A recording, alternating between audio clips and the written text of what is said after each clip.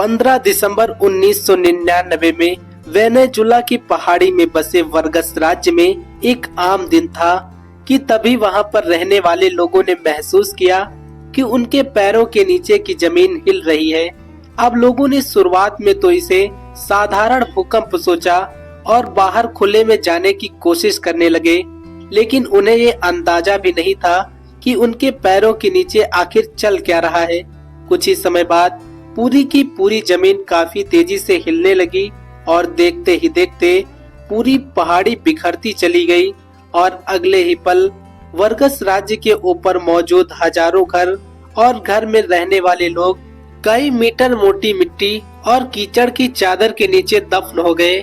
दोस्तों, ये तो थी वर्गस ट्रेजेडी। इसके साथ ही सन 1998 में अमेरिका में मिच नाम का एक बड़ा तूफान आया जिसने करीब 11,000 लोगों की जान ली थी। और वहीं साल 2010 से 11 के बीच अफ्रीका में एक बहुत बड़ा सूखा पड़ा था जिसके चलते फसलें बर्बाद हो गई और करीब 12 मिलियन लोगों को भूख से तड़पना पड़ा। इन सभी घटनाओं के पीछे सिर्फ एक ही कारण है, एक ऐसी पहेली जिसको हल करने के लिए कई वैज्ञानिकों ने अपनी पूरी जिंदगी दांव पर लगा दी ताकि आने वाली पीढ़ियां ऐसी प्राकृतिक घटनाओं को पहले से ही जान सके, उनका अनुभव कर सके। और उनकी रिसर्च यही कहती है कि हम भी आने वाले कुछ ही समय में इस तरह की एक और तबाही को देखने वाले हैं। दोस्तों, ये है प्रशांत महासागर। पृथ्वी पर आने वाली तमाम प्राकृतिक घटनाओं का राज पृथ्वी के इसी सबसे बड़े महासागर में छिपा हुआ है, जिसके बारे में जानने से पहले हमें इतिहास में थोड़ा पीछे जाना होगा। साल 1895 भारत में चारों ओर तबाही मची थी। लोग भूख से तड़प रहे थे क्योंकि कई सालों से लगातार सूखा पड़ने के कारण भारत एक भारी अकाल से गुजर रहा था। लेकिन भारत में बैठी अंग्रेजी सरकार भारतवासियों को बचाने के लिए कुछ भी नहीं कर रही थी। लेकिन भारत से हजारों किलोमीटर दूर लंदन में बैठा एक इंसान भारत में आए इस आपदा को देख रहा था और भारतवासियों के लिए दुखी हो रहा था। ये थे सर गिलबर्ट वॉकर, जिनका मन भारत के लोगों के लिए बहुत दुखी था।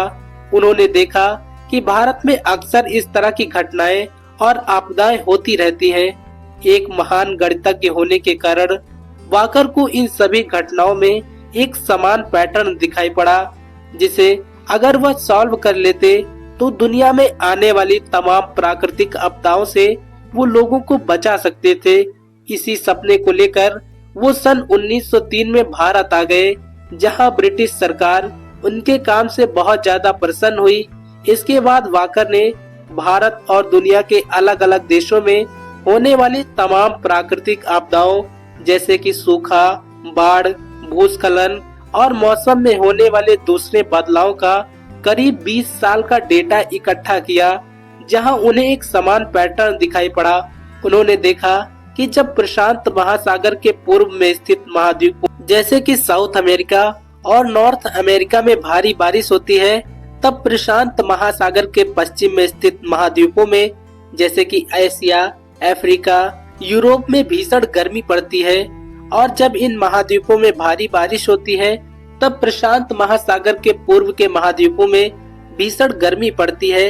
ये पैटर्न काफी अजीब और मिस्टीरियस था। इसका प्रभाव पृथ्वी की जियोग्राफी पर साफ साफ देखा जा सकता था, लेकिन इसके पीछे का कारण क्या था, इस रहस्य को सुलझाना अभी बाकी था। वॉकर इस रहस्य को हल करने ही वाले थे कि सन 1998 में उनकी दुखद मृत्यु हो गई।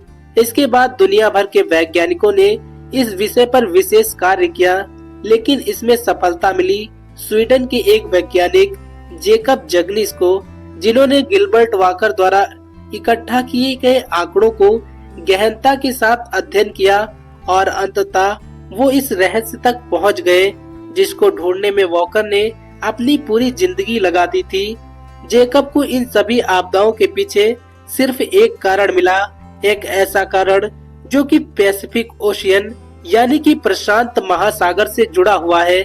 जेकब के मुताबिक पूरी दुनिया में समय समय पर आने वाली इन आपदाओं के पीछे प्रशांत महासागर में लगातार बदलते प्रेशर, टेम्परेचर और विंड पैटर्न जिम्मेदार थे जो पूरी पृथ्वी के वातावरण को अकेले ही प्रभावित कर सकते थे, जिसे वाकर सर्कुलेशन का नाम दिया गया।